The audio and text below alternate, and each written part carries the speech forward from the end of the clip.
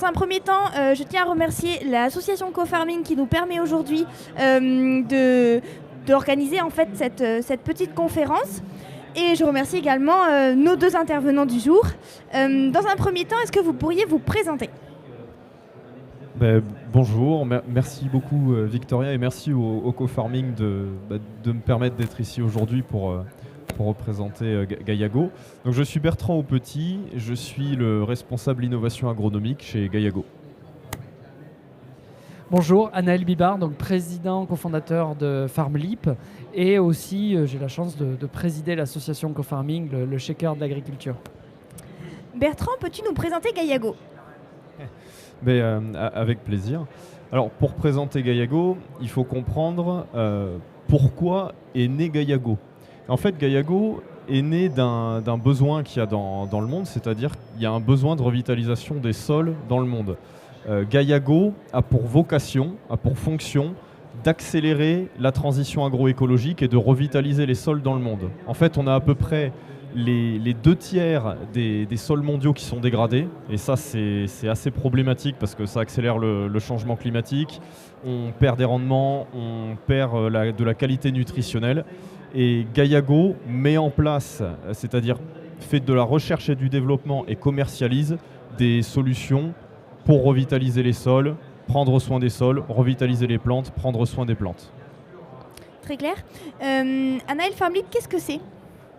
Alors FarmLeap, on est une société pour vraiment faciliter les relations, les liens entre les agriculteurs et leurs partenaires. Que ce soit des partenaires qui sont directs avec l'agriculteur, des coop, des négoces, ou des partenaires qui passent par l'échelon des filières ou de la distribution. C'est-à-dire par exemple Gaillago qui ne vend pas les produits directement aux agriculteurs, mais qui passe par les coopératives et les négoces pour distribuer leurs produits et leurs solutions. Nous, on arrive avec une solution technologique, certes, mais aussi un accompagnement pour vraiment digitaliser ces méthodes, pour vraiment faciliter le travail au quotidien, pour collecter, analyser et valoriser les données au service vraiment de la performance terrain, que ce soit technique, économique ou environnementale. Merci. Peux-tu nous présenter le programme Gaillago Carbone, Bertrand ?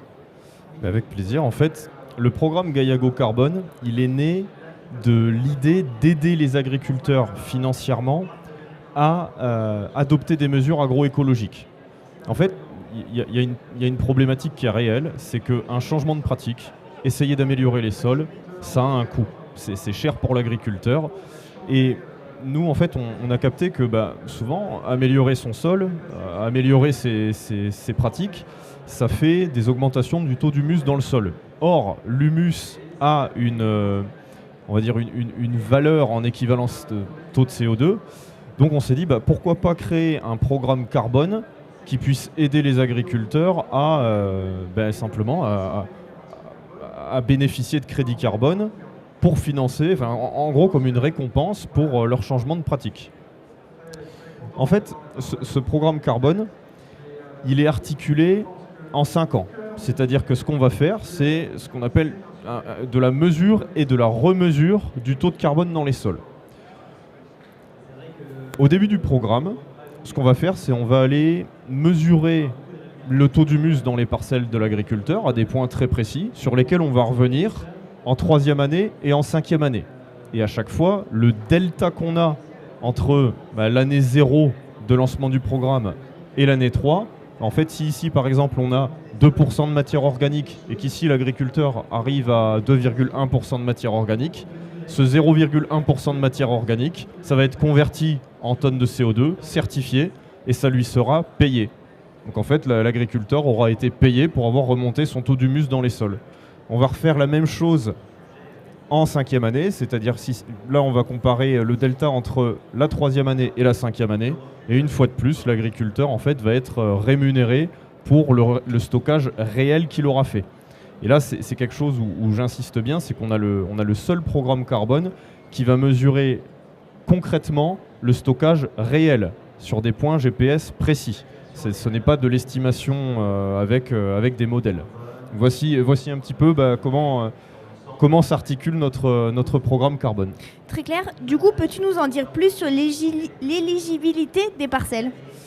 Oui, parce qu'en fait, toutes les parcelles ne sont pas éligibles. C'est-à-dire que pour rentrer dans le programme Gaiago Carbone, déjà on peut rentrer simplement une partie de la ferme, ce qui permet à l'agriculteur d'essayer. Si on a 100 hectares de SAU, on peut commencer simplement avec 20 ou 30 hectares pour voir ce que ça fait et continuer et engager le reste si on y trouve un intérêt économique ou si on y trouve un intérêt. Pour engager une parcelle, il faut déjà que la parcelle respecte quelques critères, c'est-à-dire on ne peut pas engager des parcelles qui sont en prairie permanente, parce que dans les prairies permanentes, ce qu'on va faire sur ce programme va avoir un impact moindre que si on est par exemple en grande culture, en viticulture, arbo, maraîchage, etc. Donc déjà il ne faut pas de prairie permanente, il ne faut pas d'utilisation antérieure de l'un de nos produits. Ah oui, parce que détail qui a son importance et que j'ai oublié de dire, la base de notre programme carbone, c'est aussi l'application annuelle, soit à l'automne, soit au printemps, d'un produit qui s'appelle le Nutrigeo et qui va modifier la capacité du sol en fait, à stocker de l'humus. Donc, et aussi, je reviens sur les critères d'éligibilité. Pour qu'une parcelle soit éligible, il faut qu'elle ait initialement un problème structurel, c'est-à-dire soit qu'elle soit compacte, soit qu'elle soit hydromorphe, soit qu'elle ait un quelconque problème structurel, par exemple très battant, etc. Il faut qu'il y ait une amélioration sur ce point de vue-là. C'est peu limitant parce que la majorité des parcelles en grande culture, ou même en viticulture ou arboriculture, ont des problèmes structurels. Selon la FAO, je rappelle qu'on a 66% des sols mondiaux qui sont dans un état dégradé, donc éligibles au programme. Très clair. Du coup, Bertrand, comment le Nutrigeo agit-il concrètement sur les sols ? Tu en as parlé un petit peu, mais est-ce que tu peux aller dans le détail un peu plus ? Oui. Alors, le produit Nutrigeo, pour comprendre vraiment pourquoi est-ce qu'on l'a construit, parce que en fait, concevoir un produit, c'est pas je le conçois et tôt ou tard ça va arriver. Il faut comprendre quel en est le besoin réel. Le besoin réel, c'est qu'en fait, l'agriculture, c'est pas naturel. L'agriculture, ça n'existe pas dans la nature. On n'a pas des plantes annuelles qui se reproduisent à chaque fois. On n'a pas quelque chose qui va être moissonné. On n'a pas de la monoculture. On n'a pas de travail du sol, etc. Donc concrètement, si vous prenez n'importe laquelle des parcelles agricoles, vous n'y touchez plus pendant 30, 40, 50 ans. Hop, on prend une machine à avancer dans le temps. 50 ans plus tard, sous notre climax, ce qu'on va retrouver, c'est de la forêt. La forêt, c'est le moyen qu'a mis en place la nature pour, pour faire de la biomasse le plus rapidement possible. C'est entre 15 et 35 tonnes de matière sèche par hectare et par an. Personne n'y touche, personne n'irrigue, n'apporte d'engrais ou de produits. Et en fait, on a de la forêt qui se met en place. Et quand on regarde les sols de forêt, on s'aperçoit qu'ils sont vraiment très performants. Tout est disponible, l'eau y est très bien gérée, on a vraiment toutes les ressources qu'il faut. Et on s'aperçoit que dans un sol de forêt, on a plus de champignons que de bactéries. Or, quand on fait de l'agriculture, on va totalement déséquilibrer la microbiologie annuelle des sols. Et on va se retrouver dans les sols agricoles avec plus de bactéries que de champignons. Parce que voilà, le fait d'apporter des engrais, de travailler le sol, ça favorise les bactéries.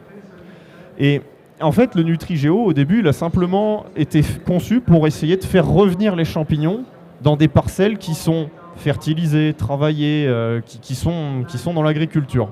Et en faisant ce produit qui est spécialisé dans le coup de main et dans l'aide aux champignons, on s'aperçoit qu'on rétablit énormément de choses positives dans la parcelle, c'est-à-dire de la verticalité dans le sol, on a des modes plus friables, un sol qui retient mieux l'eau, un sol qui libère mieux les éléments.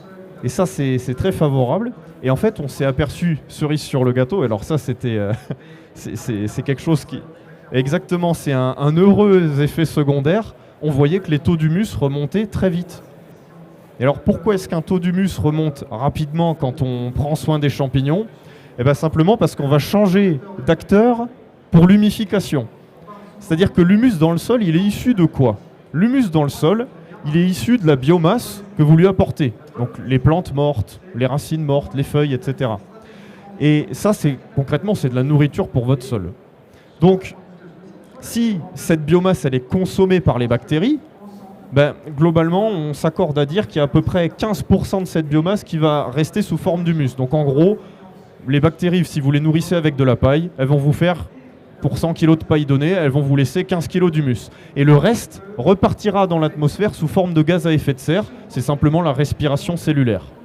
Deuxième chose importante, c'est que ces bactéries, qui sont très aidées par l'agriculteur, elles vont avoir une demi-vie de l'humus produit. La demi-vie de l'humus produit est de 6 mois à 2 ans. Concrètement, c'est-à-dire que si je donne 100 kg de paille aujourd'hui à mon sol et que ce sont des bactéries qui le transforment en humus, 4 ans plus tard, j'ai plus une trace de cet humus. C'est reparti sous forme de gaz à effet de serre dans l'atmosphère.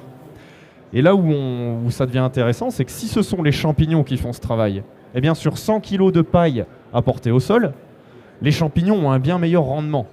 Et en fait, ils vont réussir à nous faire à peu près 50 kg d'humus, contre 15 pour les bactéries. Et l'humus produit par les champignons a une demi-vie dans le sol de plusieurs dizaines d'années.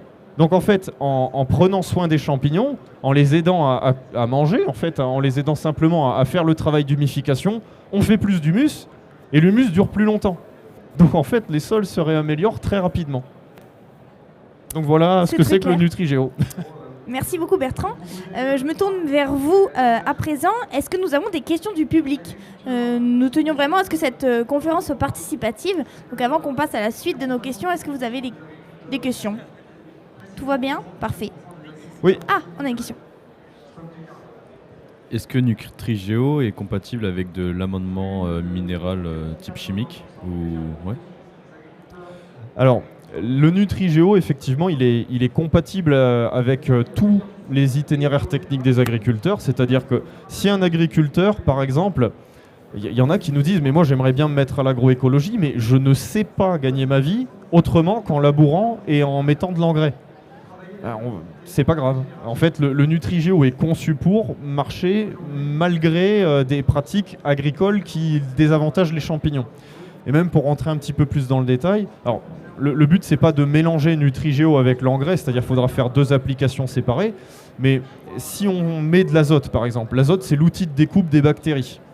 Donc plus on met de l'azote, plus les bactéries elles vont dégrader les résidus.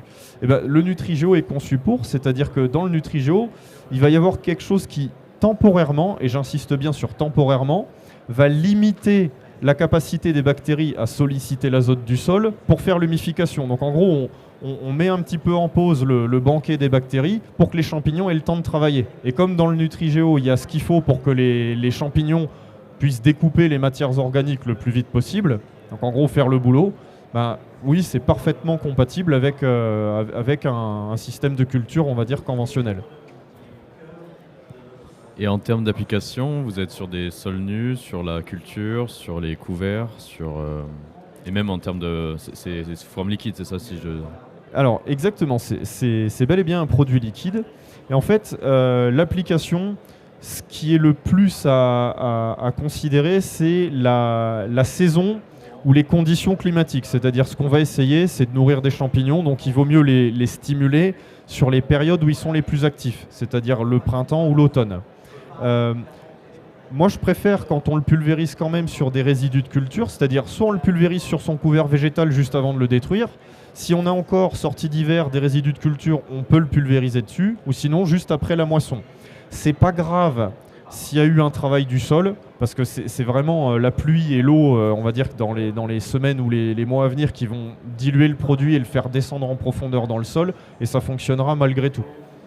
Donc c'est pas grave si l'agriculteur a mulché ou a labouré, mais voilà. Mais le top du top, c'est effectivement de le pulvériser sur les résidus. Merci pour vos questions, elles sont très intéressantes. Oui, monsieur. Merci. Moi, je voulais savoir si justement ce changement de ratio entre champignons et bactéries, vous aviez estimé si ça avait un impact sur la biodiversité en général, positif, neutre, voire éventuellement négatif, mais je ne pense pas. Alors, très bonne question également. Alors oui, on s'y est intéressé parce que ça nous inquiétait un petit peu. Hein, quand on change quelque chose, il peut se passer des mauvaises choses. Mais là, globalement, on n'a quasiment que du positif parce qu'on revient vers un équilibre naturel. C'est-à-dire que déjà, on a une chaire de recherche avec Unilassal Beauvais et on a observé typiquement une baisse de certains pathogènes, et notamment de certains champignons pathogènes. Alors attention, il y a un monde de différence entre les champignons pathogènes et les champignons humificateurs. Et apparemment, les champignons humificateurs, ils régulent beaucoup de choses comme ça. Donc on a moins de pathogènes, plus de bons champignons, et notamment de champignons mycorhiziens qui vont aider la plante à se nourrir et à résister aux sécheresses et aux canicules. Et deuxième chose, c'est qu'on se disait, mais est-ce qu'à augmenter la durée de vie de l'humus produit, on ne va pas avoir des problèmes d'alimentation? Bien au contraire, parce qu'en fait, la conversion de la matière organique fraîche en humus étant accélérée, la relibération des éléments minéraux est accélérée également.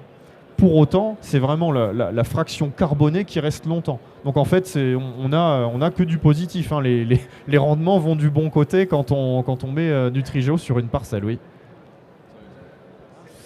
Au niveau des prix, est-ce que vous avez un prix par hectare à peu près pour votre solution? Oui, alors le Nutrigeo dans sa dose classique, c'est 25 litres à l'hectare. Le prix dépend des distributeurs, mais en gros, le prix du produit, ça va se retrouver entre 75 et 90 euros de l'hectare en fonction des distributeurs. Et après, si on veut rentrer dans le programme carbone, il faut rajouter le prix de l'abonnement nous, on ne fait pas de beurre dessus, c'est simplement pour financer le programme carbone et le surplus de travail que ça demande. Et c'est entre 20 et 25 euros par hectare. Donc on va être à peu près à un petit peu plus de 100 euros à l'hectare. Désolé, je suis très... Et au niveau des solutions type Sobac, est-ce que vous êtes une équivalence, est-ce que vous êtes un complément, est-ce que vous êtes des concurrents? Alors, je ne connais pas tous les produits de Sobac. Pour moi, c'est plus des collègues que des concurrents parce que, on va dire, leurs produits phares, ça va être Bacteriosol, Bacteriolite. Et en fait, ce n'est pas des produits forcément équivalents. C'est-à-dire que le Bacteriosol, par exemple, est un produit qui va aider à la nutrition de la plante. Donc, typiquement, leur programme carbone, lui, est basé sur l'évitement de l'application d'engrais, ce qui fait gagner des équivalences CO2. Nous, en fait, on va travailler plus sur l'humification, mais d'une autre manière. Les produits de Sobac, on sait qu'il y a certains types de micro-organismes qui vont se développer pour aider la plante à se nourrir. Là, en fait, donc eux touchent la rhizosphère, on va dire, de manière très forte. Nous, on va toucher plus le sol et vraiment se focaliser sur les champignons. Voilà. On a un programme qui est concentré sur les émissions chez Sobac. Là, c'est un programme qui est vraiment concentré sur la séquestration. C'est vraiment l'enjeu de la séquestration. Merci à vous. Merci beaucoup pour toutes ces questions. Anaël, comment est-ce que Farmleap a pu aider Gaiago dans la création de l'outil Gaiago Carbone? Alors, comme vous avez vu tout à l'heure, le programme, c'est un programme qui s'étale sur 5 ans. Il y a des conditions d'accès, d'entrée dans le programme. Il y a des suivis. Il y a aussi de l'audit à avoir. Il y a de l'analyse de sol, mais à positionner aussi de manière avec un certain algorithme pour choisir les endroits de positionnement et pas choisir les endroits qui soient les mauvais, mais aussi pouvoir répartir sur l'ensemble des parcelles engagées. Et enfin, il y a à vérifier et suivre les pratiques des agriculteurs, parce que qui dit programme carbone dit capacité à s'assurer qu'il n'y ait pas de fuite de CO2, pas de leakage, comme ils disent en anglais dans les programmes.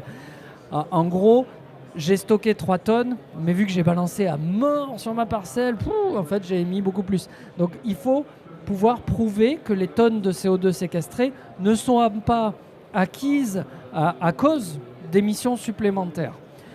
Donc au final, on rentre dans une complexité de suivi des pratiques de l'agriculteur, plus la contractualisation auprès de plus d'une quarantaine de distributeurs, des coopératives, Unéal, Maïs Adour et plein d'autres. Et donc s'assurer d'une opérationnalité et surtout que le coût de suivi administratif de ces programmes ne dépasse pas le bénéfice qu'on pourrait en attendre en termes de carbone. Et c'est là que la digitalisation fait son office. On l'avait vu hier à la conférence de BSVS, à la conférence, le NORIAP, François Laillot, témoignait d'un gain de temps de division par 4 grâce à la digitalisation de ces process sur des certifications. Là, l'objectif est le même, c'est que la plateforme soit un facilitateur pour le déploiement et un système qui évite de perdre du temps avec la paperasse. Et malgré tout, dans un programme carbone, vu qu'on va être certifié, audité, il y aura le gold standard qui passera derrière. Il y a vraiment à tout vérifier, donc il ne faut pas perdre du temps sur les papiers. Et donc c'est là que Farmleap apporte son expertise pour accompagner Gaiago sur comment digitaliser leur programme qui qui fonctionne sur le terrain. Bertrand, du coup, quels étaient vos objectifs dans la création de l'outil Gaillago Carbone? Alors, les objectifs, c'était vraiment... c'est ce que j'expliquais un petit peu tout à l'heure. Le but, c'était de permettre à l'agriculteur de rémunérer ses bonnes pratiques. Vu que là, en fait, on va mesurer puis remesurer le taux de carbone dans le sol, vraiment, chaque tonne créée par l'agriculteur, chaque tonne stockée dans le sol, doit être rémunérée pour que l'agriculteur continue sur sa bonne pente. En fait, ce sont des paiements pour services environnementaux. C'est pour ça qu'on avait créé ce programme carbone-là. Et c'était un moyen aussi de continuer à encourager certains agriculteurs qui ne sont pas éligibles sur tout un tas de programmes carbone qui valorisent les changements de pratiques. Parce que par exemple, si je me mets à faire du semi-direct ou des couverts végétaux, je vais pouvoir stocker du carbone pendant 15 ou 20 ans. Et en fait, s'ils ont déjà fait un programme carbone qui s'arrête au bout de 5 ans, qu'on voit encore qu'il y a quelques problèmes de compaction sur les modes, là, ça leur permet de continuer leurs bonnes pratiques et on va dire de ne pas être impactés négativement par ces changements de pratiques sur leurs finances, voire même d'avoir un petit plus si leur stockage est rapide. Voilà, c'est ça le but. Très clair, merci beaucoup. Du coup, Anaël, quand Gaillago vous a présenté le projet, quelle approche avez-vous choisi de prendre pour y répondre et pourquoi? Alors, déjà, nous, on a une approche chez FarmLeap habituelle qui est vraiment de rentrer dans le questionnement de notre partenaire, de notre client. L'objectif, c'est vraiment sa réussite et la réussite de son programme. Donc, la première chose qu'on fait, c'est vraiment de passer par l'écrit sur la compréhension du sujet, qu'il y ait un cahier des charges ou qu'il n'y en ait pas, selon la phase de maturité du projet. Et ensuite, en gros, on les a assaillis de questions pendant des semaines pour avoir les détails de chaque étape. C'est-à-dire, et si l'agriculteur il change d'avis, et si. Et donc, chaque étape, on a aussi aidé finalement nos interlocuteurs chez Gaillago à anticiper certaines questions qu'ils allaient avoir en disant et si ça se passe comme ça, comment vous allez collecter la donnée, quelles données vous allez avoir besoin, comment on va la collecter, à quelle étape, est-ce que cette donnée, et après aussi à leur répondre à leurs interrogations possibles qui étaient notamment là non, cette donnée vous l'aurez pas, elle n'existe pas, il faudra que les gens la saisissent, ou cette donnée vous pouvez la voir et vous la trouverez de telle manière. Donc vraiment on est rentré dans un détail assez tôt pour questionner, passer par écrit et avoir un vrai cahier des charges. La deuxième étape, ça a été vraiment de travailler en méthode agile parce que c'est des programmes longs, des programmes de 5 ans. Pour autant, les premières étapes de mesure pour la validation, c'est-à-dire il y a une mesure à 0 qu'on a compris au début de programme et une mesure à 3 ans.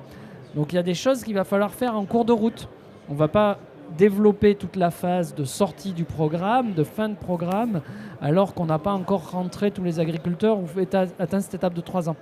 Donc là, c'est grâce à notre agilité, à notre capacité à travailler de manière collaborative dans la durée qu'on fait évoluer la plateforme au fur et à mesure. Donc voilà vraiment l'approche.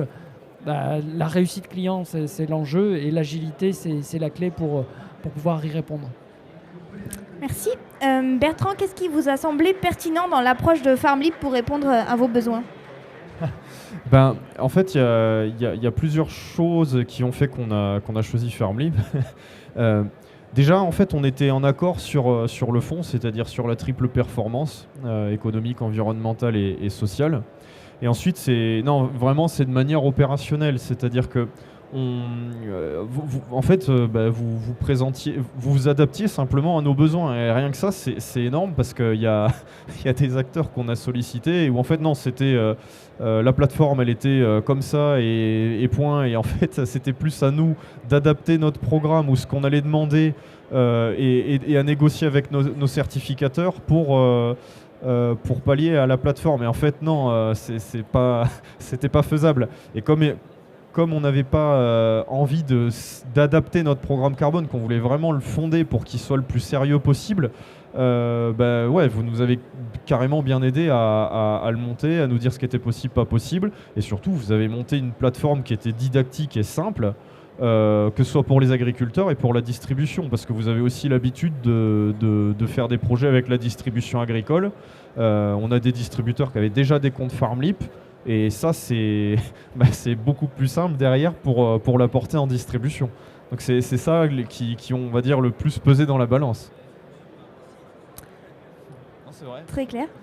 Anaël, un an après le déploiement de cet outil, quels sont les premiers résultats du coup? Alors, les résultats, déjà, c'est une plateforme qui fonctionne, qui est déployée auprès de 40 coopératives et négoces en France, qui est déployée dans 7 pays. Donc, on a pu traduire la plateforme dans 6 langues, parce que l'anglais revient à 2 fois. Donc, on a vraiment déjà quelque chose d'opérationnel, déployé, utilisé. Et aussi, pour nous, une fierté dans nos développeurs. Les développeurs web ou la techno, on a des informaticiens qui mangent du code, qui travaillent dur, qui résolvent des problèmes, qui sont des problème solvers. Mais là, c'est vraiment une fierté d'accompagner plus de 400 agriculteurs et de dire, un peu grâce à nous, beaucoup grâce au Nutrigeo et au programme Gaiago Carbone, mais un peu grâce à nous, on a mis notre petite pierre à l'édifice pour vraiment compenser les émissions, accompagner les agriculteurs sur leur changement de pratique. Donc vraiment, il y a une fierté que ce soit utilisé vraiment de manière assez massive. 400 agriculteurs lors du lancement, même 450 maintenant, peut-être, de mémoire, il y en a même plus. Et donc vraiment, pouvoir leur faciliter la vie, que la contrainte soit la signature électronique et tout, que les contraintes soient les plus réduites possibles, pour qu'ils puissent se lancer et avancer. Donc vraiment, ces premiers résultats, moi je trouve qu'ils sont super pour une année de lancement d'un programme carbone, pouvoir déjà avoir des centaines de milliers de tonnes de CO2 évitées, c'est une belle fierté pour la boîte. Très clair. Anaël, tu es président de la Climate Agriculture Alliance. Du coup, on avait une question pour toi. C'est quoi les marchés du carbone aujourd'hui, si on sort un peu du sujet? Alors, les marchés du carbone, il faut bien distinguer, et c'est bien de dire les marchés, parce qu'effectivement, on a des marchés réglementaires dans différents pays, notamment en Europe, avec le marché EU-ETS.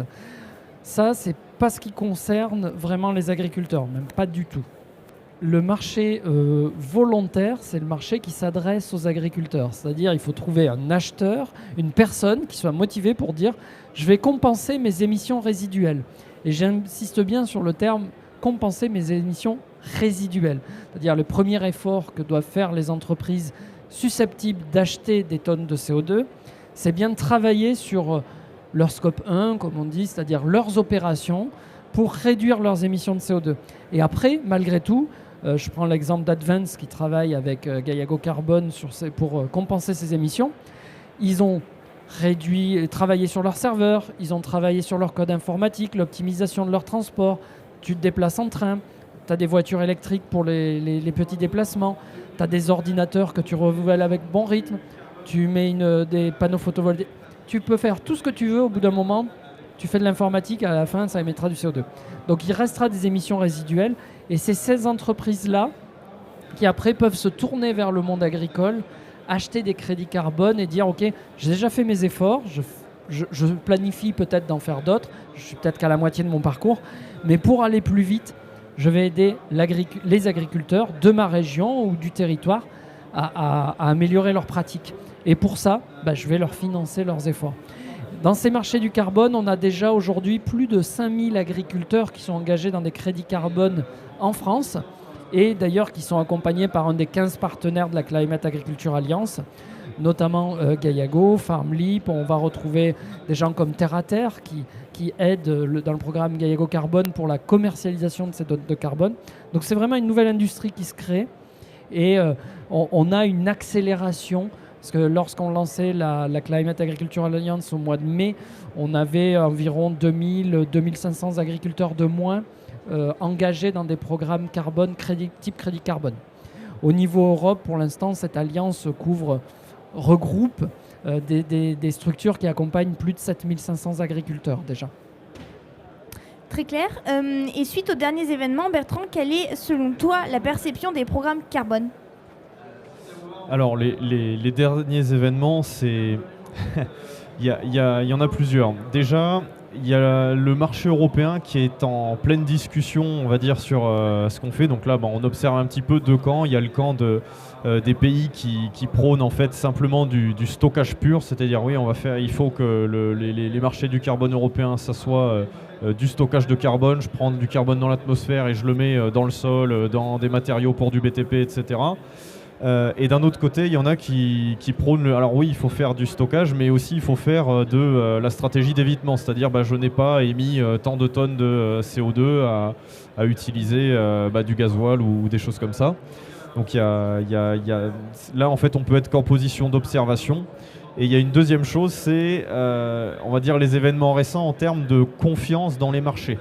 C'est-à-dire que suite on va dire à des espèces de cash, des genres de cash investigation qu'il y a eu avec les journaux The Guardian, avec des journaux allemands d'investigation. Il y a eu certains programmes carbone basés sur des certifications un peu douteuses qui ont pas vraiment rassuré le marché volontaire et les acheteurs. Et c'est pour ça que nous, on veut vraiment s'assurer que les crédits carbone qu'on produit et qui vont être produits à l'avenir sont, on va dire, produits d'une manière indiscutable et sérieuse. Et on se doit pour l'acheteur de faire des crédits carbone sérieux. C'est pour ça qu'on va utiliser des certifications de qualité, mais également des méthodologies, par exemple comme le programme FAO, pour être le plus précis possible sur la mesure et la remesure de nos tonnes de CO2. C'est vrai que c'est un point essentiel, la confiance des marchés dans les crédits carbone. C'est aussi pour ça que, et ça c'est une initiative qui est vraiment originale et exceptionnelle en Europe, on a les acteurs de la finance carbone agricole qui ont eu l'intelligence collective de travailler ensemble pour créer cette proto-interprofession, la Climate Agriculture Alliance, et se dire on va s'auto-réguler pour garantir que justement on ne soit pas dans cette situation de greenwashing où on fait un peu n'importe quoi, et on le doit certes pour les acheteurs comme tu le disais, mais on le doit aussi pour les agriculteurs. Parce que les agriculteurs qui s'engagent dans un programme, il faut leur garantir une pérennité, qu'il y aura des acheteurs déjà au début, donc il y a des préachats, donc ça c'est sécurisé aussi, mais leur dire et leur garantir que ça puisse être pérenne, que ce ne soit pas du one-shot et puis après on oublie tout, on plie la boutique. Très clair. J'ai une avant-dernière question pour vous deux en fait. Comment est-ce que les programmes carbone sont perçus aujourd'hui par la société et changent-ils réellement les choses ? Alors, il change réellement les choses. Là, c'est rien que sur les débuts, oui, clairement. Parce que c'est un paiement pour service environnemental pour l'agriculteur. C'est-à-dire clairement, aujourd'hui, l'agriculteur, si c'est pas le premier, c'est l'un des premiers acteurs pour nous protéger, nous, population, contre le changement climatique, et ce, en prenant soin des sols. Ces changements de pratiques, on le répète, c'est pas gratuit. Ça nécessite de la trésorerie et des efforts de la part des fermiers en fait. Et ça a besoin d'une rémunération. Donc il nous faut un marché des crédits carbone volontaires qui soit actif, dans lequel les gens aient confiance pour qu'on ait des valeurs des crédits carbone qui soient élevées. Plus la valeur des crédits carbone est élevée, mieux l'agriculteur est rémunéré et plus il est incité à adopter toutes ces mesures qui vont demain nous protéger et faire une alimentation de qualité. Vraiment, oui, ça change les choses et on a déjà les preuves là-dessus. C'est-à-dire qu'on a par exemple un chercheur en Suisse, Pascal Boivin. L'avantage de la Suisse, c'est un cas assez particulier. Nous, on dit qu'on est assez exigeant en France sur la collecte des données, les contraintes réglementaires qu'on impose à nos agris. Mais la Suisse, il se pose bien là, sur le sujet de contraintes. Mais du coup, il collecte l'ensemble des cahiers de culture de tous les agriculteurs du pays. On peut voir ça comme une grosse contrainte. Par contre, c'est une formidable opportunité pour la R&D de travailler pas sur des échantillons, mais sur l'ensemble du parcellaire d'un pays et d'une agriculture. Et donc, il a pu observer, une fois qu'il collecte l'ensemble des analyses de sol de tout le pays, c'est plus une petite donnée isolée ou un programme de R&D complet, c'est un programme de R&D qui nous permet de suivre l'évolution de toutes les pratiques de tous les agriculteurs et de voir les tendances. Est-ce que le programme 4 pour 1000, l'ambition 4 pour 1000, qui peut aider l'humanité en global à lutter contre le réchauffement climatique, est-ce que c'est possible ? Lui, il voit que non seulement 4 pour 1000 c'est possible, mais comme il le dit dans ses conférences, le 40 pour 1000 est possible. Alors ça a un autre revers de la médaille, hein. Le moins 40 pour 1000 est possible aussi, hein, de fait. Hein. C'est toujours une courbe de Gauss souvent. Donc en moyenne, on déstocke sur les sols français, encore. On reste déstockant. On a des taux de matière organique en évolution tendancielle qui baissent encore. Mais ça veut dire que si on réinverse la tendance, et on sait le faire, et on sait l'observer, et ces pratiques marchent, à l'échelle d'un pays ça marche, on peut vraiment totalement inverser la vapeur. Par contre, c'est un gros changement d'un gros bateau. Et donc oui, ça change les choses, et les agriculteurs ont besoin de soutien pour avancer. Et on peut faire des effets énormes et décarboner l'agriculture. Très clair. Merci beaucoup à tous les deux. Anaël, comment est-ce qu'on fait pour en savoir plus sur le programme Gaillago Carbone et sur FarmLeap ? On a une jolie slide que Bertrand nous a préparée. Alors déjà, c'est très simple pour contacter Gaillago. Là, on a les coordonnées de Bertrand. Donc il y a aussi un site, Gaillago Carbone, gaillagocarbone.fr. C'est ça. Ouais. Et pour FarmLeap, on a même créé un petit cas d'usage, un cas client, une étude de cas client. Pour ceux qui sont sur le salon, on peut les avoir directement, mais sinon vous allez sur notre site farmleap.com et dans la rubrique documentation, vous retrouverez le cas d'usage et voir comment on a travaillé. Il y aura le témoignage d'Aurélie Montalbetti, une collègue de Bertrand, pour voir comment FarmLeap a accompagné Gaillago pour digitaliser ce superbe programme. Très bien, merci beaucoup à tous les deux pour ces échanges et puis à bientôt pour reparler de Gaillago Carbone. Merci beaucoup. Merci.